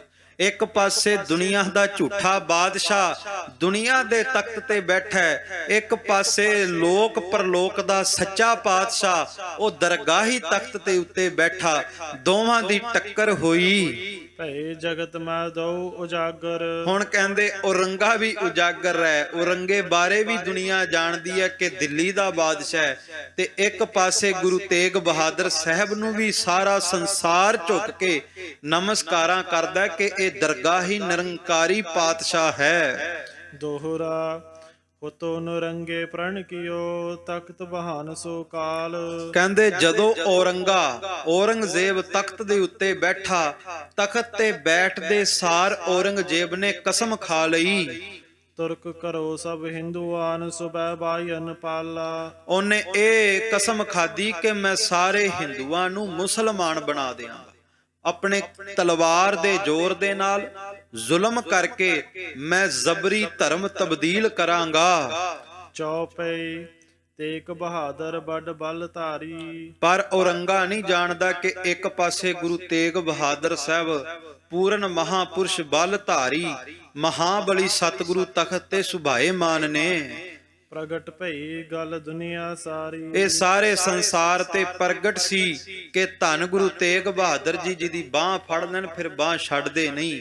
ਬਾਹੇ ਜਿਨ੍ਹਾਂ ਦੀ ਪਕੜੀ ਹੈ ਸਿਰ ਦੀਜੈ, ਬਾਹੇ ਨਾ ਛੋਡੀਐ। ਇਹ ਗੁਰੂ ਤੇਗ ਬਹਾਦਰ ਦੇ ਘਰ ਦਾ ਸਿਧਾਂਤ ਹੈ ਕਿ ਜਿਹਦੀ ਬਾਹ ਪਕੜ ਲੋ, ਸਿਰ ਧੜ ਦੀ ਬਾਜੀ ਲਾ ਦੋ, ਪਰ ਕਿਸੇ ਦੀ ਬਾਹ ਨਹੀਂ ਛੱਡੀ ਦੀ। ਜਾ ਪੈ ਆਏ ਪਰੈ ਕੋ ਦੁੱਖ। ਜਿਹਦੇ ਉੱਤੇ ਵੀ ਦੁੱਖ ਹੁੰਦਾ ਸੰਸਾਰ ਦੇ ਤਖਤੇ ਤੇ ਜੀਵਨ ਹੈ ਖਾਲਸਾ ਜੀ। ਜੀਵਨ ਦੇ ਵਿੱਚ ਸਾਰਿਆਂ ਨੂੰ ਦੁੱਖ ਮਿਲਦਾ ਹੈ। ਜਦੋਂ ਵੀ ਜੀਵਨ ਦੇ ਵਿੱਚ ਕਿਸੇ ਨੂੰ ਦੁੱਖ ਆਉਂਦਾ ਹੈ, ਪਰੈ ਚਰਨ ਸੋ ਹੋਵੇ ਸੁਖ। ਤਾਂ ਉਹ ਗੁਰੂ ਤੇਗ ਬਹਾਦਰ ਜੀ ਦੇ ਜਦੋਂ ਚਰਨ ਪਰਸਦਾ ਉਹਨੂੰ ਸੁੱਖ ਮਿਲ ਜਾਂਦੇ ਨੇ। ਕਿਉਂਕਿ ਆਪਾਂ ਰੋਜ਼ਾਨਾ ਚੰਡੀ ਦੀ ਵਾਰ ਦੇ ਵਿੱਚੋਂ ਜੋ ਅਰਦਾਸ ਤੇਗ ਬਹਾਦਰ ਸਿਮਰਿਆ ਘਰ ਨੌ ਨਿਧ ਆਵੈ ਧਾਏ, ਸਭ ਥਾਈ ਹੋਏ ਸਹਾਏ। ਕਲਗੀਧਰ ਪਾਤਸ਼ਾਹ ਜੀ ਨੇ ਸ਼ਬਦ ਵਰਤਿਆ ਘਰ ਨੌ ਨਿਧ ਆਵੈ ਧਾਏ। ਧਾਏ ਸ਼ਬਦ ਕਿਉਂ ਵਰਤਿਆ? ਇਹਦੇ ਵਿੱਚ ਵੀ ਬੜਾ ਵੱਡਾ ਰਹੱਸ ਹੈ। ਧਾਏ ਸ਼ਬਦ ਦਾ ਭਾਵ ਹੈ ਧਾਵਾ ਬੋਲ ਦੇਣਾ। ਮਹਾਰਾਜ ਨੇ ਆਏ ਸ਼ਬਦ ਨਹੀਂ ਵਰਤਿਆ, ਕਿਉਂਕਿ ਧਾਏ ਸ਼ਬਦ ਦਾ ਮਤਲਬ ਹੈ ਧਾਵਾ ਬੋਲਣਾ। ਤੇ ਜਿਹੜੇ ਵੈਰੀ ਨੇ ਜਾਂ ਜਿਸ ਬੰਦੇ ਨੇ ਧਾਵਾ ਬੋਲਿਆ ਹੋਵੇ ਉਹਨੂੰ ਰੋਕਣਾ ਨਾਮੁਮਕਿਨ ਹੁੰਦਾ ਹੈ। ਪਰ ਆਏ ਦਾ ਮਤਲਬ ਹੁੰਦਾ ਆਉਣਾ, ਆਉਣ ਵਾਲਾ ਸੱਜਣ। ਤੇ ਜਿਹੜਾ ਉਦਾਂ ਹੀ ਆਉਂਦਾ ਹੋਵੇ ਉਹਨੂੰ ਰੋਕਿਆ ਜਾ ਸਕਦਾ ਹੈ। ਘਰ ਦਾ ਬੂਹਾ ਬੰਦ ਕਰਕੇ ਵੀ ਰੋਕਿਆ ਜਾ ਸਕਦਾ ਜਿਹੜਾ ਆਇਆ ਹੋਵੇ। ਪਰ ਜਿਹੜਾ ਧਾਵਾ ਬੋਲ ਕੇ ਆਇਆ ਉਹਨੂੰ ਘਰ ਦਾ ਬੂਹਾ ਬੰਦ ਵੀ ਕਰ ਦਿਓ ਤਾਂ ਵੀ ਰੋਕ ਨਹੀਂ ਸਕਦੇ। ਧੰਨ ਗੁਰੂ ਗੋਬਿੰਦ ਸਿੰਘ ਕਹਿੰਦੇ ਤੂੰ ਇੱਕ ਵਾਰ ਰਸਨਾ ਤੋਂ ਧੰਨ ਗੁਰੂ ਤੇਗ ਬਹਾਦਰ ਕਹਿ ਕੇ ਵੇਖ, ਦੁਨੀਆ ਦੇ ਸੁੱਖ, ਸੰਸਾਰ ਦੇ ਸੁੱਖ, ਗੁਰੂ ਨਾਨਕ ਦੀਆਂ ਰਹਿਮਤਾਂ ਤੇਰੇ ਘਰ ਦੇ ਵਿੱਚ ਧਾਵਾ ਬੋਲ ਕੇ ਆ ਜਾਣਗੀਆਂ। ਦੁਨੀਆ ਜਿੰਨਾ ਮਰਜ਼ੀ ਜ਼ੋਰ ਲਾਵੇ ਤੈਨੂੰ ਦੁਖੀ ਕਰਨ ਵਾਸਤੇ, ਪਰ ਜੇ ਤੂੰ ਰਸਨਾ ਤੋਂ ਧੰਨ ਗੁਰੂ ਤੇਗ ਬਹਾਦਰ ਕਹਿ ਦਿੱਤਾ, ਤੈਨੂੰ ਦੁਨੀਆ ਤੇ ਕੋਈ ਦੁਖੀ ਨਹੀਂ ਕਰ ਸਕੇਗਾ। ਉਹ ਸਤਿਗੁਰੂ ਗੁਰੂ ਤੇਗ ਬਹਾਦਰ ਸੱਚੇ ਪਾਤਸ਼ਾਹ ਜੀ ਦੇ ਜਦੋਂ ਚਰਨ ਪਰਸਦੇ ਨੇ, ਮਹਾਰਾਜ ਦੇ ਚਰਨਾਂ ਵਿੱਚ ਜਾ ਕੇ ਨਮਸਕਾਰ ਕਰਦੇ ਤੇ ਸੁੱਖਾਂ ਦੀਆਂ ਦਾਤਾਂ ਝੋਲੀ ਵਿੱਚ ਪੈਂਦੀਆਂ ਨੇ। ਦੁਨੀਆ ਮਤਲਬ ਸੁਖ ਕੀ ਸਾਰੀ। ਕਹਿੰਦੇ ਇਹ ਵੀ ਸੱਚ ਹੈ ਵੀ ਸੰਸਾਰ ਦੇ ਲੋਕ ਸੰਸਾਰ ਦੇ ਵਿੱਚ ਸੁਖ ਮੈਂ ਬਹੁ ਸੰਗੀ ਭਏ, ਦੁੱਖ ਮੈਂ ਸੰਗ ਨਾ ਕੋਏ। ਸੰਸਾਰ ਤੇ ਸੁੱਖਾਂ ਦੇ ਵਾਸਤੇ ਹੀ ਖਾਲਸਾ ਜੀ, ਜੇ ਧਰਮ ਦੇ ਵਿੱਚ ਵੀ ਆਪਾਂ ਚੱਲਦੇ ਆਂ ਤੇ ਸੁੱਖਾਂ ਵਾਸਤੇ ਚੱਲਦੇ ਆਂ, ਜੇ ਭਜਨ ਬੰਦਗੀ ਵੀ ਕਰਦੇ ਆਂ ਤੇ ਸੁੱਖਾਂ ਦੀ ਪ੍ਰਾਪਤੀ ਵਾਸਤੇ ਕਰਦੇ ਆਂ। ਤੇ ਭਾਈ ਰਤਨ ਸਿੰਘ ਭੰਗੂ ਕਹਿੰਦੇ ਸੁੱਖਾਂ ਦੇ ਲਾਭ ਵਾਸਤੇ ਹੀ ਗੁਰੂ ਤੇਗ ਬਹਾਦਰ ਜੀ ਦੇ ਚਰਨਾਂ ਵਿੱਚ ਆ ਕੇ ਸਾਰੀ ਲੋਕਾਈ ਆ ਕਰਕੇ ਝੁਕਦੀ ਹੈ। ਆਵੈ ਸ਼ਰਨੀ ਜੇ ਭੈ ਭਾਰੀ। ਸਤਿਗੁਰੂ ਗੁਰੂ ਤੇਗ ਬਹਾਦਰ ਜੀ ਦੇ ਸ਼ਰਨ ਦੇ ਵਿੱਚ ਆਉਂਦੇ ਨੇ ਕਿਉਂਕਿ ਭੈ ਹੈ, ਮਨ ਦੇ ਵਿੱਚ ਡਰ ਹੈ ਕਿ ਕਿਤੇ ਜੀਵਨ ਦੇ ਵਿੱਚ ਦੁੱਖ ਨਾ ਆ ਜਾਣ। ਲਗਤ ਚਰਨ ਹੋਏ ਤੁਰਤ ਸੁਖਾਰੈ। ਕਹਿੰਦੇ ਜਿਵੇਂ ਗੁਰੂ ਤੇਗ ਬਹਾਦਰ ਜੀ ਦੇ ਚਰਨਾਂ ਵਿੱਚ ਮੱਥਾ ਟੇਕਦੇ ਨੇ ਸਾਰੇ ਦੁੱਖ ਦੂਰ ਹੋ ਜਾਂਦੇ ਤੇ ਜੀਵਨ ਦੇ ਵਿੱਚ ਸੁੱਖਾਂ ਦੀਆਂ ਦਾਤਾਂ ਮਿਲ ਜਾਂਦੀਆਂ। ਅੱਜ ਵੀ ਜੋਤ ਹੋਈ ਹੈ। ਭਾਵਨਾ ਨਾਲ, ਪਿਆਰ ਨਾਲ ਗੁਰੂ ਗ੍ਰੰਥ ਸਾਹਿਬ ਨੂੰ ਮੱਥਾ ਟੇਕ ਕੇ ਵੇਖਿਓ। ਮੱਥਾ ਟੇਕਣ ਵੇਲੇ ਕਾਹਲੀ ਨਾ ਕਰਿਆ ਕਰੋ। ਮੱਥਾ ਟੇਕ ਕੇ ਗੁਰੂ ਦੇ ਚਰਨਾਂ ਵਿੱਚ ਕੁਝ ਪਲ ਰੱਖ ਕੇ ਅਰਦਾਸ ਕਰਿਆ ਕਰੋ, ਜਾ ਤੂੰ ਮੇਰੇ ਵੱਲ ਹੈ ਤਾਂ ਕਿਆ ਮੋਹਿ ਛੰਦਾ, ਤੁਧ ਸਭ ਕੁਛ ਮੈਨੋ ਸੌਂਪਿਆ ਜਾ ਤੇਰਾ ਬੰਦਾ। ਜੇ ਇਸ ਤਰ੍ਹਾਂ ਮੱਥਾ ਪਿਆਰ ਨਾਲ, ਭਾਵਨਾ ਨਾਲ ਟੇਕਾਂਗੇ, ਖੁਦ ਅਨੁਭਵ ਕਰਾਂਗੇ ਕਿ ਗੁਰੂ ਦੀਆਂ ਰਹਿਮਤਾਂ ਝੋਲੀ ਵਿੱਚ ਪਵਾ ਕੇ ਲਿਜਾਵਾਂਗੇ। ਸੋ ਜਿਹੜਾ ਵੀ ਚਰਨ ਪਰਸਦਾ ਸ਼ਰਨੀ ਆਉਂਦਾ, ਕਹਿੰਦੇ ਦੇਰੀ ਨਹੀਂ ਲੱਗਦੀ, ਸੁੱਖਾਂ ਦੀਆਂ ਦਾਤਾਂ ਝੋਲੀ ਵਿੱਚ ਪੈਂਦੀਆਂ ਨੇ। ਪ੍ਰਗਟ ਭਈ ਜਾਂ ਗੱਲ ਜਗ ਸਾਰਾ, ਇਹ ਸਾਰੇ ਸੰਸਾਰ ਦੇ ਤਖਤੇ ਤੇ ਗੱਲ ਪ੍ਰਗਟ ਹੋ ਗਈ। ਜਿਨਨੇ ਸੁੱਖ ਲੈਣੇ ਨੇ ਉਹ ਗੁਰੂ ਤੇਗ ਬਹਾਦਰ ਜੀ ਦੇ ਚਰਨਾਂ ਵਿੱਚ ਜਾ ਕੇ ਨਮਸਕਾਰਾਂ ਕਰੇ। ਦੋਹਰਾ ਚੱਲੀ ਕਹਾਵਤ ਸਭ ਜਗ੍ਹਾ, ਯਹ ਸੱਚੋ ਅਵਤਾਰ। ਕਹਿੰਦੇ ਲੋਕਾਂ ਦੇ ਵਿੱਚ ਇਹ ਕਹਾਵਤ ਪ੍ਰਚਲਿਤ ਹੋ ਗਈ ਕਿ ਸੰਸਾਰ ਦੇ ਤਖਤੇ ਤੇ ਧੰਨ ਗੁਰੂ ਤੇਗ ਬਹਾਦਰ ਜੀ ਮਹਾਰਾਜ ਸੱਚੇ ਅਵਤਾਰ ਨੇ, ਪੂਰਨ ਪੁਰਸ਼ ਨੇ, ਸਭਨਾਂ ਨੂੰ ਸੁੱਖਾਂ ਦੀਆਂ ਦਾਤਾਂ ਵੰਡਦੇ ਨੇ। ਸ਼ਰਨੀ ਆਵੈ ਜੋ ਉਸੈ, ਸੋ ਉਤਰੈ ਪਾਰ। ਜਿਹੜਾ ਗੁਰੂ ਤੇਗ ਬਹਾਦਰ ਜੀ ਦੀ ਸ਼ਰਨੀ ਆਉਂਦਾ, ਮਹਾਰਾਜ ਭਵ ਸਾਗਰ ਪਾਰ ਲੰਘਾਉਂਦੇ। ਵੇਖੋ ਕਿੰਨਾ ਕਿ ਤਾਕਤ ਹੋਵੇਗੀ ਧੰਨ ਗੁਰੂ ਤੇਗ ਬਹਾਦਰ ਜੀ ਦੇ ਨਾਮ ਦੇ ਵਿੱਚ ਕਿ ਭਾਈ ਮੱਖਣ ਸ਼ਾਹ ਲਬਾਣਾ ਦਰਿਆ ਦੇ ਵਿੱਚ ਡੁੱਬਦੇ ਬੇੜੇ ਦੇ ਵਿੱਚ ਬੈਠ ਕੇ ਅਰਦਾਸ ਕਰਦਾ ਤੇ ਧੰਨ ਗੁਰੂ ਤੇਗ ਬਹਾਦਰ ਜੀ ਮਹਾਰਾਜ ਦਰਿਆ ਦੇ ਵਿੱਚ ਡੁੱਬਦੇ ਹੋਏ ਬੇੜੇ ਨੂੰ ਵੀ ਪਾਰ ਲੰਘਾਉਂਦੇ ਨੇ। ਪਰ ਉਹਦੀ ਵੀ ਭਾਵਨਾ ਸੀ ਕਿ ਬੇੜਾ ਡੁੱਬ ਰਿਹਾ ਹੋਵੇ ਤੇ ਬੰਦਾ ਕਹਿੰਦਾ ਆਵਾਜ਼ ਲਗਾਵਾਂ, ਲੋਕਾਂ ਨੂੰ ਕੋਈ ਮਦਦ ਵਾਸਤੇ ਆਵੇ, ਹੱਥ ਪੈਰ ਮਾਰਾਂ, ਕਿਤੇ ਤੈਰ ਕੇ ਪਾਰ ਹੋ ਜਾਵਾਂ। ਪਰ ਮੱਖਣ ਸ਼ਾਹ ਲਬਾਣੇ ਅੰਦਰ ਕਿੰਨਾ ਕਿ ਭਰੋਸਾ ਹੋਵੇਗਾ। ਉਹਨੇ ਵੇਖਿਆ ਹੁਣ ਦੁਨੀਆ ਨੂੰ ਆਵਾਜ਼ ਨਹੀਂ ਲਾਉਣੀ ਚਾਹੀਦੀ, ਆਵਾਜ਼ ਗੁਰੂ ਨਾਨਕ ਨੂੰ ਲਾਉਣੀ ਚਾਹੀਦੀ ਹੈ। ਹੁਣ ਹੱਥ ਪੈਰ ਨਹੀਂ ਮਾਰਨੇ ਚਾਹੀਦੇ, ਬਲਕਿ ਦੋਵੇਂ ਹੱਥ ਜੋੜ ਕੇ ਗੁਰੂ ਕੇ ਚਰਨਾਂ ਵਿੱਚ ਅਰਦਾਸ ਕਰਨੀ ਚਾਹੀਦੀ ਹੈ, ਕਿਉਂਕਿ ਗੁਰੂ ਤੇਗ ਬਹਾਦਰ ਜੀ ਤੇ ਭਵ ਸਾਗਰ ਪਾਰ ਲੰਘਾ ਦਿੰਦੇ ਨੇ। ਦਰਿਆ ਕਿੱਡੀ ਕੀ ਚੀਜ਼ ਹੈ। ਖਾਲਸਾ ਜੀ ਅਰਦਾਸ ਕੀਤੀ ਤੇ ਸੱਚੇ ਪਾਤਸ਼ਾਹ ਨੇ ਡੁੱਬਦਾ ਬੇੜਾ ਵੀ ਬੰਨੇ ਲਾ ਦਿੱਤਾ। ਜਿਹੜਾ ਵੀ ਸਤਿਗੁਰੂ ਦੀ ਸ਼ਰਨੀ ਆਉਂਦਾ, ਮਹਾਰਾਜ ਪਾਰ ਲੰਘਾਉਂਦੇ ਨੇ। ਚੌਪਈ ਤਉ ਲੋ ਤੁਰਕਨ ਪਾਇਓ ਜ਼ੋਰ। ਹੁਣ ਇਧਰੋਂ ਸਤਿਗੁਰੂ ਗੁਰੂ ਤੇਗ ਬਹਾਦਰ ਜੀ ਤੇ ਰਹਿਮਤਾਂ ਵਰਤਾਉਂਦੇ, ਪਰ ਉਧਰੋਂ ਤੁਰਕਾਂ ਦਾ ਵੀ ਜ਼ੋਰ ਹੈ, ਮੁਗਲ ਹਕੂਮਤ ਦਾ ਵੀ ਜ਼ੋਰ ਹੈ। ਉਹ ਜ਼ੁਲਮ ਕਰਨ ਤੇ ਤੁਲੀ ਹੋਈ ਹੈ। ਮੁਸਲਮਾਨ ਕਰੈ ਹਿੰਦੂਆਂ ਟੋਰ। ਉਹ ਹਿੰਦੂਆਂ ਨੂੰ ਜਬਰੀ ਧਰਮ ਤਬਦੀਲ ਕਰਨ ਵਾਸਤੇ ਮਜਬੂਰ ਕਰਦੇ ਨੇ, ਜ਼ੁਲਮ ਕਰਦੇ ਨੇ ਕਿ ਉਹ ਆਪਣਾ ਧਰਮ ਛੱਡ ਕੇ ਇਸਲਾਮੇ ਮਜ਼ਹਬ ਨੂੰ ਕਬੂਲ ਕਰ ਲੈਣ, ਦੀਨੇ ਮਜ਼ਹਬ ਵਿੱਚ ਆ ਜਾਣ। ਤਉ ਹਿੰਦੂਆਂ ਕੋ ਚਿੰਤਾ ਪਰੀ। ਤਾਂ ਉਦੋਂ ਫਿਰ ਉਸ ਸਮੇਂ ਹਿੰਦੂਆਂ ਨੂੰ, ਸਨਾਤਨ ਮਤ ਦੇ ਪੈਰੋਕਾਰਾਂ ਨੂੰ ਚਿੰਤਾ ਬਣ ਗਈ। ਮਸਲਤ ਇਉ ਤਬ ਹਿੰਦੂਆਂ ਕਰੀ। ਕਿਉਂਕਿ ਖਾਲਸਾ ਜੀ ਕਹਿੰਦੇ ਇਸ ਤਰ੍ਹਾਂ ਹੋ ਗਿਆ ਕਿ ਜਿਵੇਂ ਕਿਸੇ ਦੇ ਘਰ ਦੇ ਜੀ ਚਲੇ ਜਾਣ ਤੇ ਦੁੱਖ ਹੁੰਦਾ ਹੈ। ਜਦੋਂ ਉਹਨਾਂ ਤੇ ਜ਼ੁਲਮ ਢਾਇਆ ਜਾ ਰਿਹਾ ਸੀ, ਧਰਮ ਤਬਦੀਲ ਕਰਵਾਇਆ ਜਾ ਰਿਹਾ ਸੀ, ਕਹਿੰਦੇ ਇੰਨਾ ਹੀ ਦੁੱਖ ਉਸ ਵਕਤ ਹਿੰਦੂਆਂ ਨੂੰ ਲੱਗਦਾ ਸੀ ਕਿ ਜ਼ਬਰੀ ਸਾਡਾ ਧਰਮ ਤਬਦੀਲ ਕਰਵਾਇਆ ਜਾ ਰਿਹਾ। ਤਾਂ ਫਿਰ ਆਪਸ ਦੇ ਵਿੱਚ ਬੈਠ ਕਰਕੇ ਬਚਣ ਦੇ ਰਸਤੇ ਲੱਭਦੇ ਨੇ। ਗੱਲ ਲਗਾਈਏ ਬ੍ਰਾਹਮਣ ਸੀਸ। ਕਹਿੰਦੇ ਬਚਣ ਦਾ ਰਸਤਾ ਕੀ ਲੱਭਿਆ? ਸਨਾਤਨ ਮਤ ਦੇ ਪੈਰੋਕਾਰਾਂ ਨੇ ਸੋਚਿਆ ਵੀ ਕਿਉਂ ਨਾ ਆਪਣੇ ਗਲ ਦੀ ਬਲਾ ਬ੍ਰਾਹਮਣਾਂ ਦੇ ਸਿਰ ਤੇ ਪਾ ਦਈਏ, ਕਿਉਂਕਿ ਅਸੀਂ ਸਾਰੇ ਬ੍ਰਾਹਮਣਾਂ ਨੂੰ ਮੰਨਦੇ ਹਾਂ। ਮੰਦਰਾਂ ਦੇ ਵਿੱਚ ਬ੍ਰਾਹਮਣ ਲੋਕ ਕਥਾ ਕਹਾਣੀਆਂ ਕਰਦੇ ਨੇ ਤੇ ਆਪਾਂ ਬਾਦਸ਼ਾਹ ਨੂੰ ਕਹਿੰਦੇ ਆ ਵੀ ਜੇ ਬ੍ਰਾਹਮਣ ਮੁਸਲਮਾਨ ਬਣ ਜਾਣ ਤੇ ਅਸੀਂ ਵੀ ਆਪਣੇ ਆਪ ਮੁਸਲਮਾਨ ਬਣ ਜਾਵਾਂਗੇ। ਕਹਿੰਦੇ ਆਪਣੇ ਗਲ ਦੀ ਬਲਾ ਟਾਲ ਕੇ ਬ੍ਰਾਹਮਣਾਂ ਦੇ ਗਲ ਪਾਉਣ ਦੀ ਵਿਚਾਰ ਕਰ ਲਈ। ਜੋ ਉਨਕੀ ਕੱਚ ਮਨੈ ਜਗਦੀਸ਼।